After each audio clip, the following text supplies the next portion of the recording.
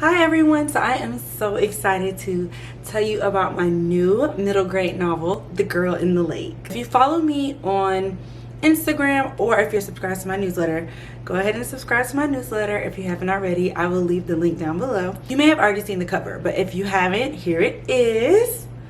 I love it so much. I think that it complements the cover of The Forgotten Girl so well, but you can also see the differences. For example, The Forgotten Girl is set in the wintertime, which is why it's kind of blue, whereas The Girl in the Lake is set in the summertime. And I'm just so excited to tell you a little bit about The Girl in the Lake. I don't want to share too much yet, but I will give you like a little summary. The Girl in the Lake follows a girl named Celeste and her brother Owen. When we open up the story, we find out that Celeste had taken swimming lessons and she failed the swimming lessons. Of course, you can't fail swimming lessons, but Celeste feels that way because at the end of her swimming lessons, she still did not know how to swim. Her parents are very big on knowing how to swim, especially her mom, because her dad, which is Celeste's granddad, used to be a lifeguard. For the summer, the parents suggest that Celeste, Owen, and their cousins all go to the grandparents' lake house to kind of conquer some things that they've been struggling with,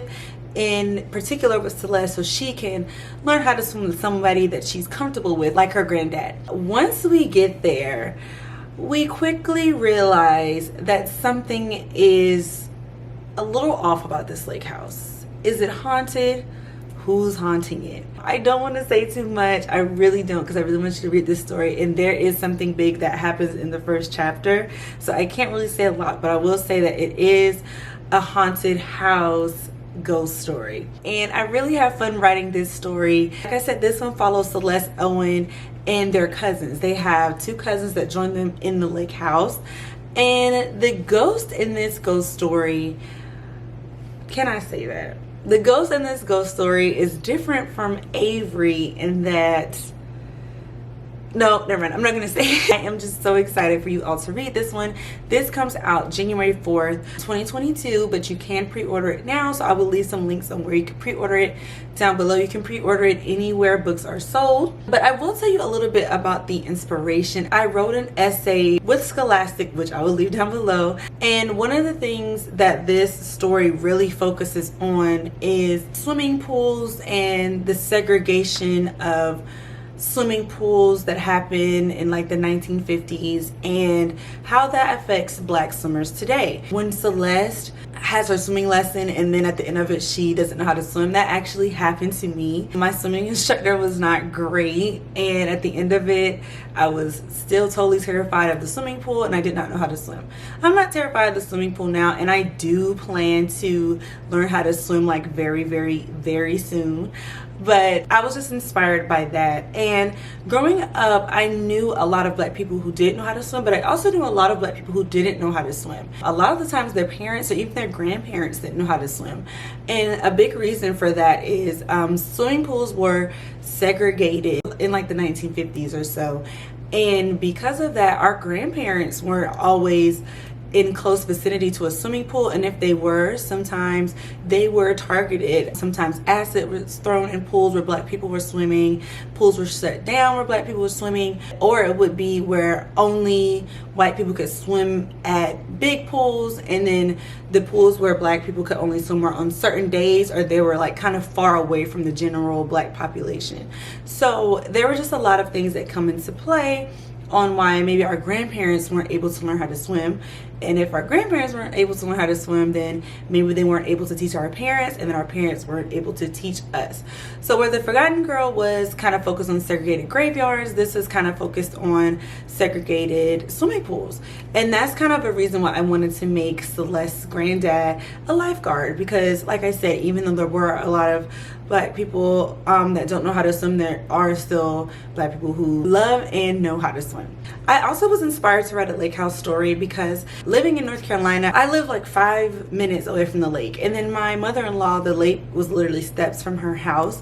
So I was just very inspired by that lake house, lake town culture. I get very inspired by my atmosphere. When I wrote The Forgotten Girl, I started writing it in the winter of New York, and then The Girl in the Lake was inspired by like my summers living by Lake Norman. I talk a little bit more about the history of the segregation and desegregation of swimming pools, the statistics surrounding Black swimmers, and my personal experiences in the essay that I wrote for Scholastic, and then there'll be even more information in the author's note that I wrote for The Girl in the Lake. Another thing that really inspired me to write The Girl in the Lake was I really wanted to write a story that incorporated cousins. Growing up, me and my cousins always played together. I just kind of want to explore that dynamic, especially in this book. These cousins haven't seen each other in a long time, so they're all kind of getting to know each other again, and their different personalities, and they have to come together to solve a really big mystery. The interesting thing about this story is that I had planned to take swimming lessons alongside Celeste in the book, but of course with everything that was going on, a lot of the places that were available to me to take swimming lessons were closed. And then on top of that, I had a baby in the middle of writing this book. If you saw me at any point in my Forgotten Girl book tour, I was pregnant. So going into writing The Girl in the Lake, I had a newborn baby, and so a lot of this book was written in like the postpartum times, the times after you have your baby. And that was kind of a challenge because I had never written a book with a baby before, and it was of course a challenge, but I like to look back on it like every time I see The Girl in the Lake, I'll know that that is the first book I wrote with a little baby.